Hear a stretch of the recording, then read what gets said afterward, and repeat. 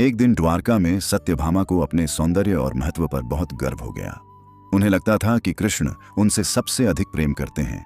उसी समय गरुड़ देव को अपनी गति और शक्ति का घमंड था। उन्हें विश्वास था कि उनसे तेज और शक्तिशाली कोई नहीं है, और सुदर्शन चक्र को भी अपने अजेय होने का अभिमान हो गया था कि पूरे ब्रह्मांड में उसे कोई रोक नहीं सकता। भगवान कृष्ण ने सोचा कि इन तीनों का घमंड तोड़ना जरूरी है। तब उन्होंने अपनी लीला रची। कृष्ण ने गरुड़ को आदेश दिया कि वे जंगल में जाकर हनुमान जी को तुरंत द्वारका लेकर आए। गरुड़ बड़े घमंड से हनुमान जी के पास पहुंचे और बोले, वानर, तुरंत मेरे साथ द्वारका चलो, श्री कृष्ण तुम्हें बुला रहे हैं। हनुमान जी उस समय राम का ध्यान कर रहे थे। उन्होंने शांत स्वर में कहा, मैं अपने प्रभु राम के ध्यान में हूं, अभी नहीं आ सकता। गरुड़ को क्रोध आ गया।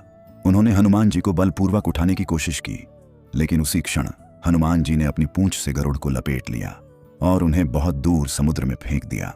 गरुड़ को अपनी शक्ति का अहंकार उसी समय टूट गया। उधर द्वारका के महल में कृष्ण ने सत्यभामा से कहा कि वे सीता माता का रूप धारण करें। फिर स्वयं कृष्ण ने राम का रूप धारण किया और द्वार पर सुदर्शन चक्र को पहरे पर खड़ा कर दिया। थोड़ी देर बाद हनुमान जी द्वारका पहुंचे।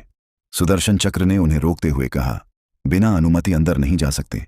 हनुमान जी मुस्कुराए और एक ही क्षण में सुदर्शन चक्र को उठाकर अपने मुंह में रख लिया और महल के अंदर पहुंच गए।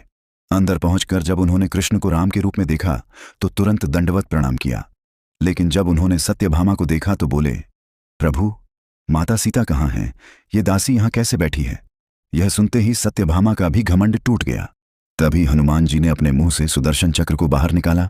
यह देखकर गरुड़, सुदर्शन चक्र और सत्यभामा तीनों को समझ आ गया कि सच्ची शक्ति भक्ति और विनम्रता में होती है, और इस तरह हनुमान जी ने एक ही लीला में तीनों का घमंड तोड़ दिया।